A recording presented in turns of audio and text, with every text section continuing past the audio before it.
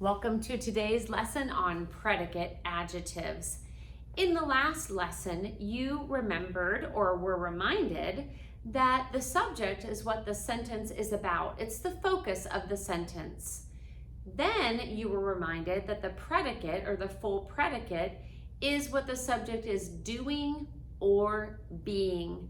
We have learned about action verbs, which show action, or be verbs, that are words or verbs that show a state of being. They tell us more about how a subject feels, their characteristics, or their roles or positions in life. Now, today we'll talk about predicate adjectives, and you know that an adjective modifies a noun. You do know that it's a describing word. So it's probably pretty easy for you to think about a predicate adjective describing a subject's qualities or their personality or something that you know to be true that is a describing word about another noun or a subject. Let me make that a little more clear. If I were describing my dog, I would say, my dog is playful. Playful tells a quality of the subject. It describes my dog.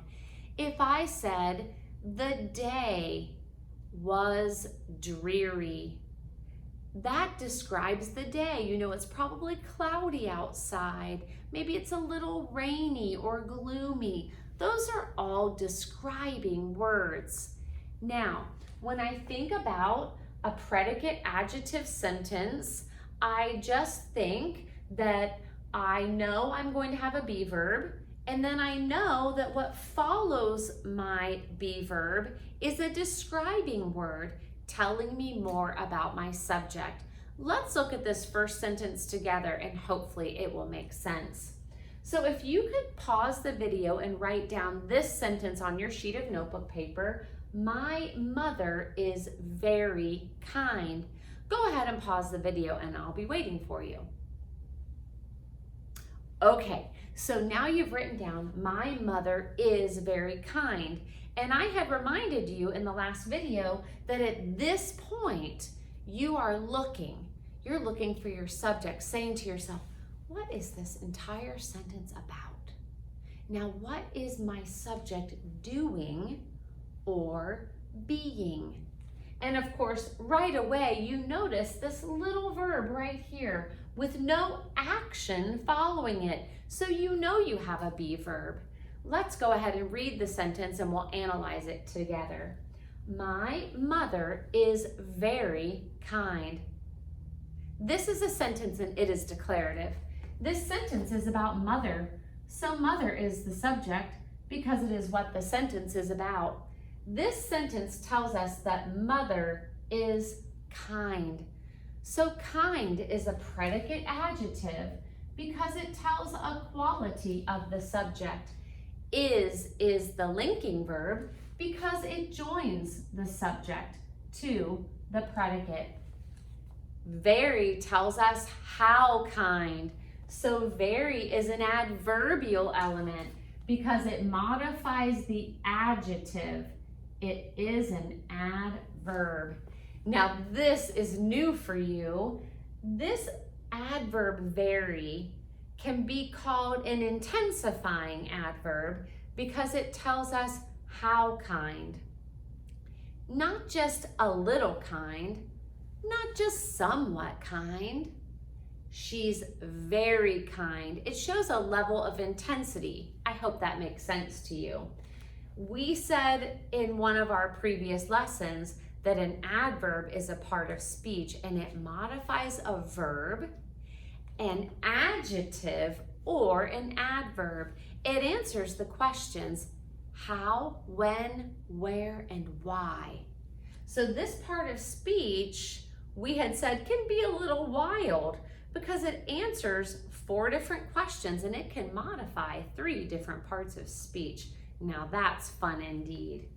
When I'm looking at this sentence and if I wanted to diagram it, I would go ahead, and you may on your paper right now draw that horizontal baseline, add your vertical line that penetrates the baseline, and we know that the subject always is placed to the left of that vertical line. So write your subject on the left of the line right now.